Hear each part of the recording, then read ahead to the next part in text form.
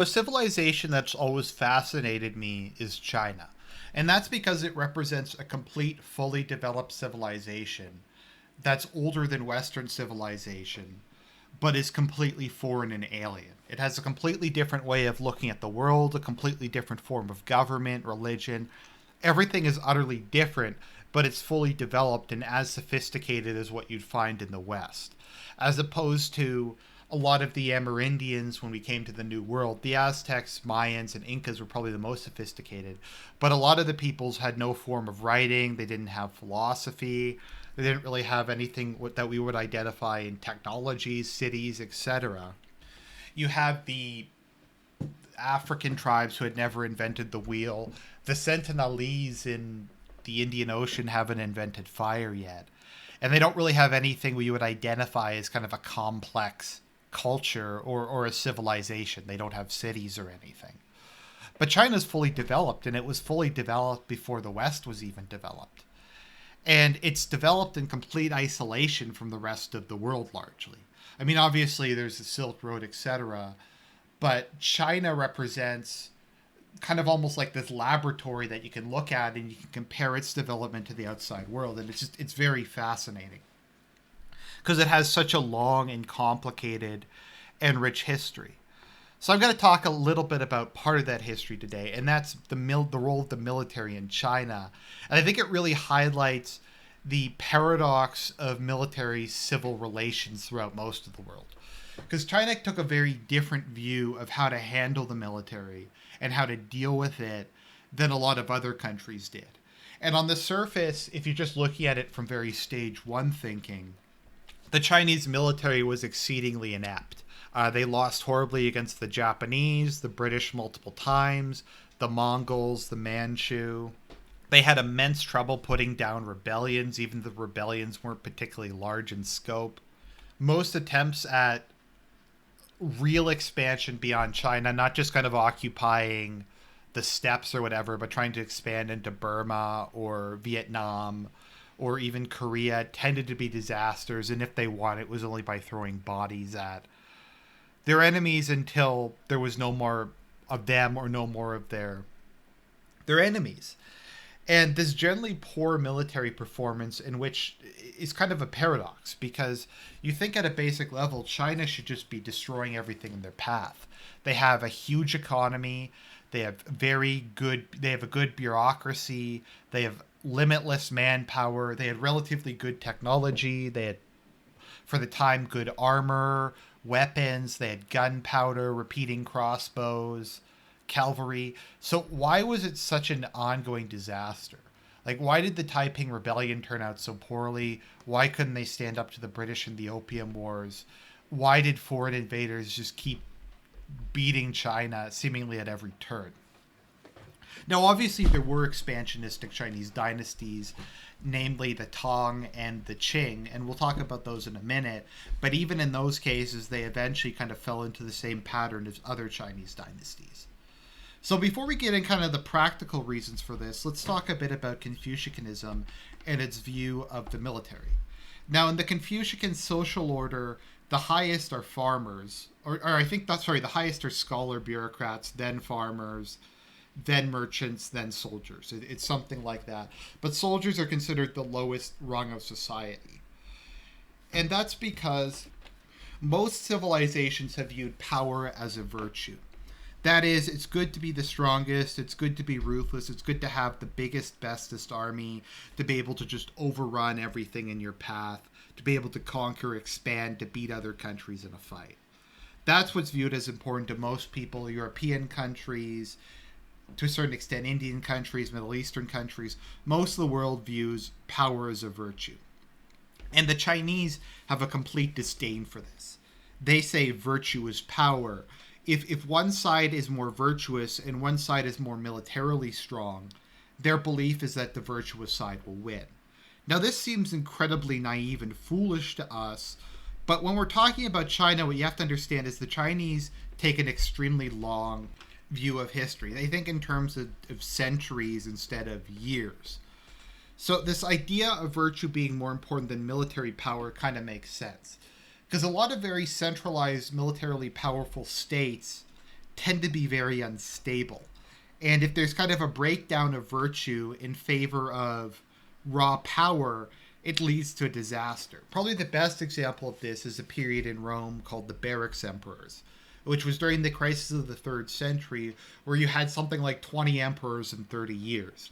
Because there was no more tradition of the emperor being elected or appointed or requiring some specific qualifications to become emperor.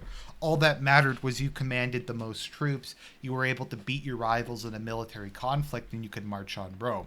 And this more or less brought the Roman Empire to its knees, and it wasn't until Diocletian and Constantine started to incorporate the idea of divine right that things got back on track. And you find this a lot in military dictatorships where they only value strength, in which you'll have an endless series of coups and counter coups. The Byzantine Empire was very much like this, where there would be like a civil war every other week because whoever could seize the throne had a right to the throne. The military dictatorship in Argentina, I think, went through like 4 or 5 heads of state in less than 10 years. These societies tend to be very unstable. They often perform rather poorly in wars, etc. And there's just kind of an attitude of complete societal chaos. Where in the Chinese view, if you have a virtuous society, it'll be stable. It'll be stable for centuries at a time. And Chinese dynasties tend to be unusually long-lived. Most dynasties throughout the world don't last very long. Muslim dynasties in particular very seldom last more than 100 years. That again depends what you consider a dynasty, because some of them lasted a very long amount of time, but they kept splitting, and they would move from place to place. Like the Umayyads, it was all very complicated, but very often Muslim dynasties didn't last very long. Because there was kind of a might makes right thing, but also because of polygamy. But we'll talk about that some other time. So the Chinese view was stability was more important, and stability came from virtue. And a government that was virtuous and took care of its people was one that would ultimately win out. And that is kind of how Confucianism views the world. Now let's kind of move on to the practical considerations and what kind of gave rise to this view and how this view suited China. Now, China is a country that's been blessed with very effective natural borders. The natural borders of China encompass a huge amount of land, much of it very productive land. And more or less, most Chinese dynasties have occupied relatively the same area, this part around southeastern China. They've periodically conquered some of this territory, particularly the Qing and Tang. But by and large, the core of Han Chinese civilization has always been in this area. This part even was a bit of an expansion. So this area is kind of rich. It's where all the farming is, etc. So like, let's look at the borders of China, and this will start to make sense. We have Mongolia, which is steppes. It's plain, it's grassland. I guess it's not bad if you want to pasture to raise cattle or sheep or horses or whatever. But the Chinese are a sedentary urban people. So this kind of territory is not particularly useful. This area is the Gobi Desert. It's a massive wasteland. There's not anything particularly valuable here. It's difficult to occupy. It's very, very far away from the imperial center. It's not worth the cost. Tibet is periodically part of China, although it depends how you want to define what's part of China and what isn't part of China, because a lot of China is periodically protectorates or tributaries that acknowledge the emperor as kind of their overlord, but are basically independent. So Tibet is oftentimes a tributary or protectorate of China, and China will handle their foreign affairs. I believe during the Qing era, to travel to Tibet, you needed the approval of a mandarin, and I think Tibetans had had Chinese passports. So Tibet is like, what's the point of even conquering it? It's just a bunch of mountains.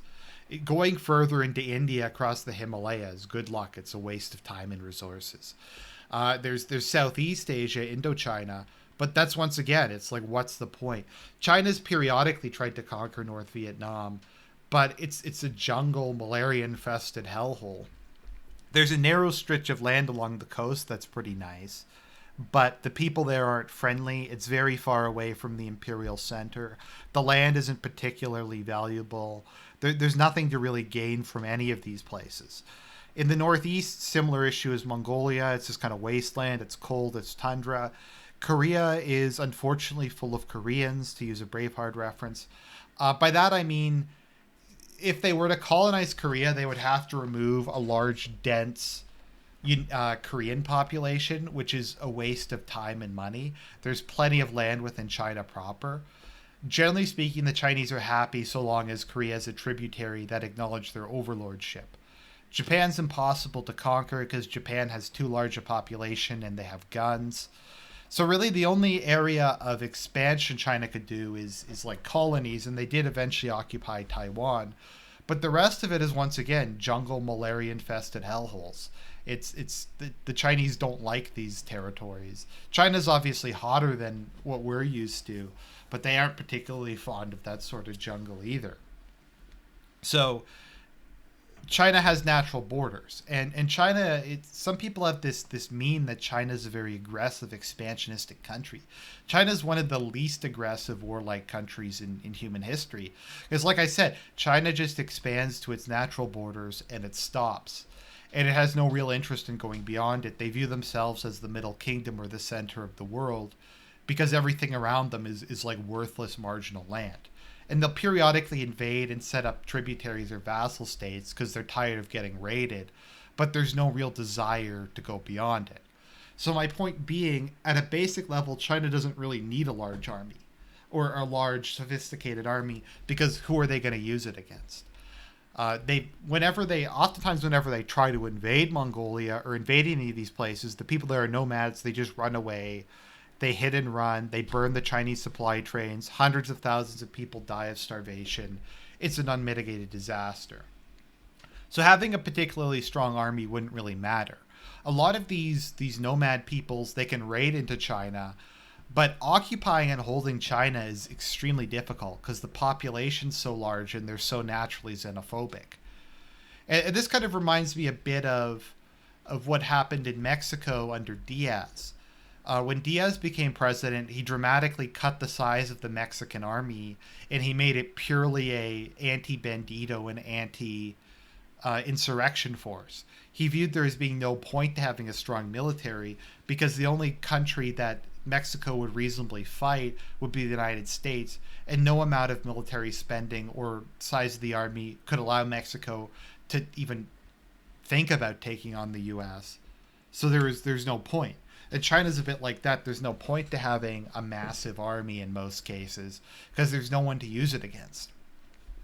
There's also the issue of military coups. Now, China has not had many military coups. Generally, it's peasant rebellions or low-level gentry who overthrow the government and start up a new empire. But up until the end of the Jiangxi Revolution, whatever the revolution is that overthrew the Qing, military coups were not really the norm.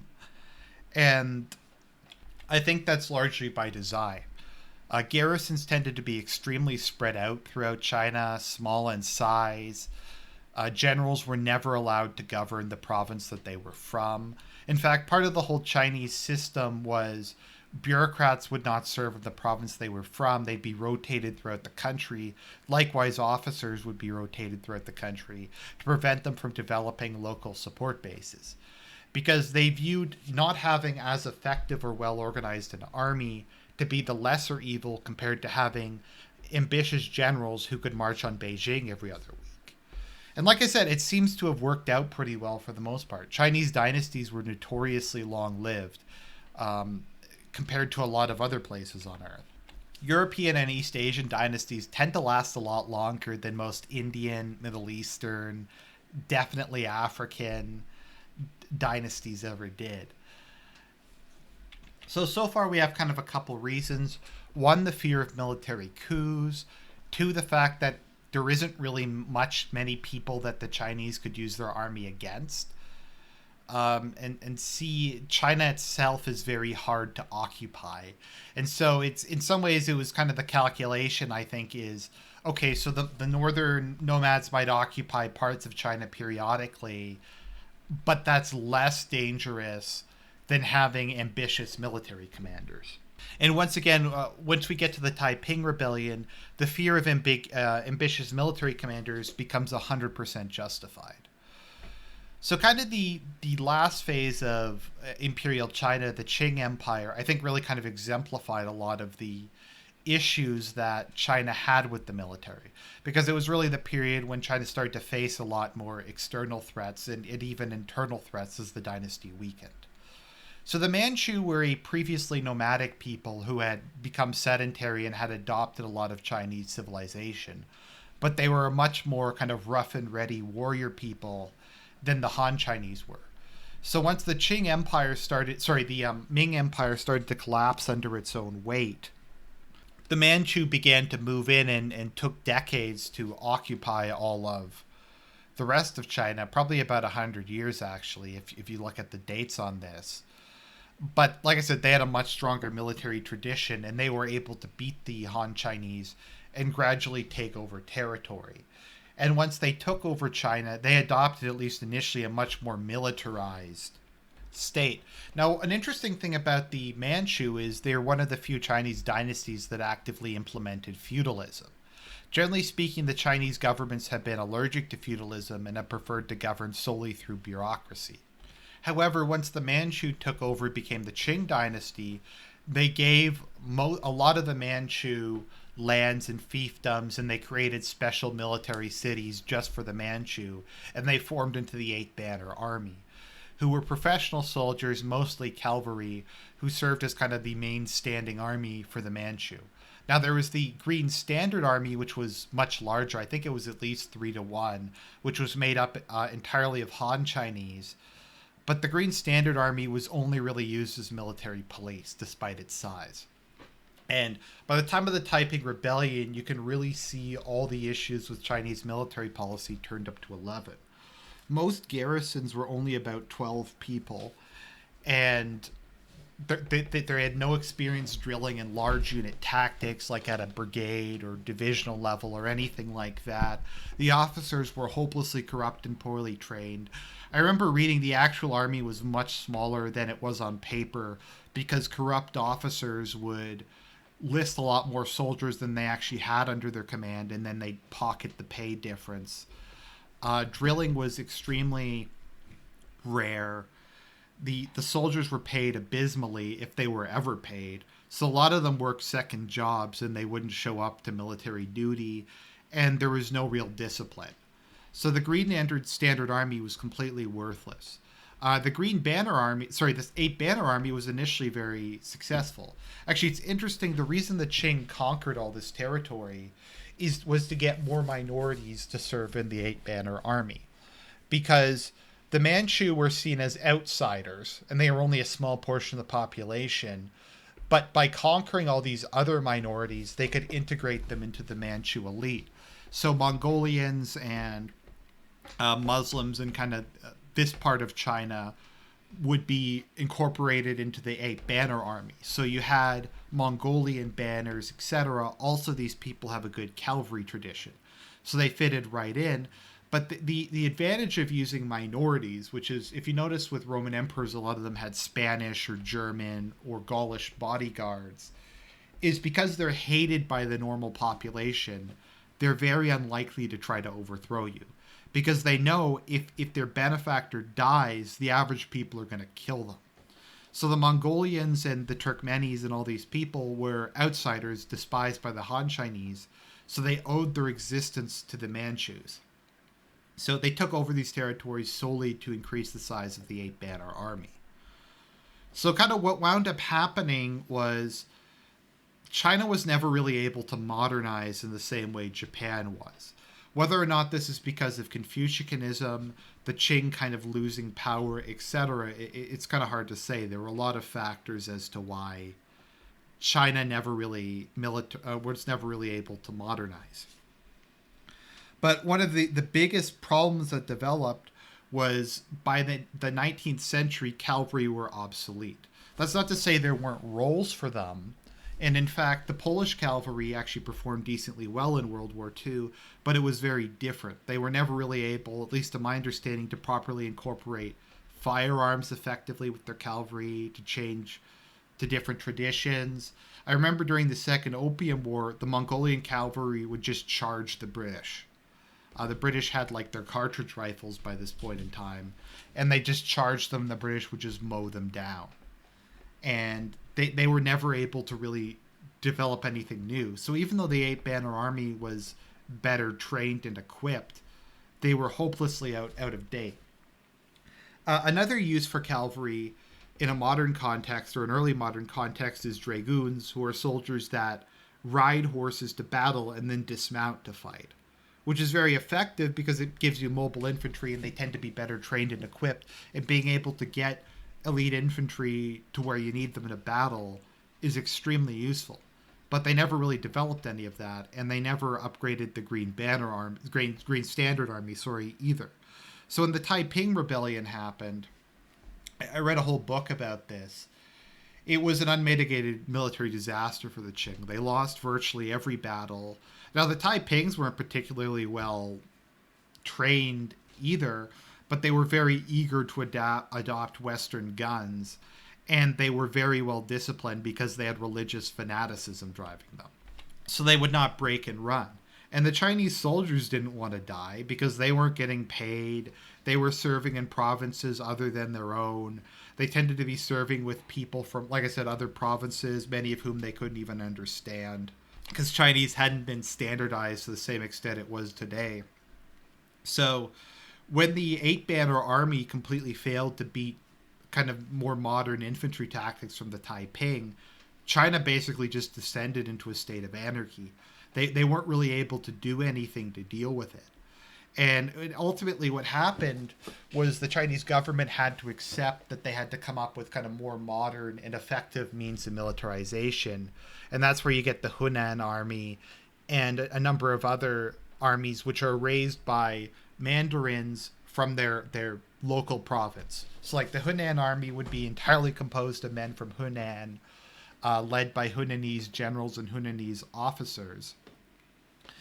And they were well equipped. They were truly professional soldiers. They were paid much better, and they tried to pay them on time. They actually fed them better. They were drilled and disciplined, etc. They were a real modern army. And once these Mandarin armies started to fight, they quickly beat back the Taipings. And kind of the situation, though, that it left the Qing in was by the end of the war, yes, they'd beaten the Taipings, the dynasty was still around, but you had these mandarins that had armies far more powerful than the central government. And as time went on, they would only increase in scale. The army just became incredibly decentralized to the point where what ultimately overthrew the last emperor was, I don't know how you pronounce it, the Biyang army? Let me just look it up. Yeah, Biyang army led by Yang Chikai, because he was offered the presidency of the Republic of China. So he was able to just take over the capital with very little trouble. And when the local warlords started to turn on the central government, the Qing had no means to defend themselves. And then China immediately fell apart as all the local mandarins set up their little puppet private fiefdoms. And if you look at like Hearts of Iron 2, China's represented in like 7 or 8 different states because it's completely fallen apart. So I think it kind of proves that the old fear of having a powerful professional army was ultimately a bigger problem than it solved. As it created a society that, like Mao said, power grew out of the barrel of a gun, virtue didn't really matter anymore, and it was a constant series of wars and squabbling over who could grab the most territory. There was no more concept of the mandate of heaven. And it didn't really prove to help much against foreign invaders. The Japanese just steamrolled them. Even the fairly modern, okay-equipped Kuomintang army really couldn't do much. They just repeatedly got beaten. They just... It was a disaster. So the whole militarization doesn't really seem to have paid off much. So they beat the Taipings, yes, but they became complete prey for foreign powers. And it wasn't really until Mao reunited China and imposed totalitarianism on them that they would attain any sort of army approaching their former self. And even then, China has, from my understanding, the military is very much subjugated to the civilian side of government. It's not really ever in danger of becoming a stratocracy in the way that some other countries have. And so it remains to be seen what the state of the modern Chinese army is. Will it be able to stand up to Western powers? Is it just a paper tiger at this point? How will China's population disaster affect it? It's going to be interesting to see going forward. But that's just some thoughts on the military history of China, the struggle between civilian and military government, and the concept of Confucian virtue. I hope you enjoyed the video and more stuff to come.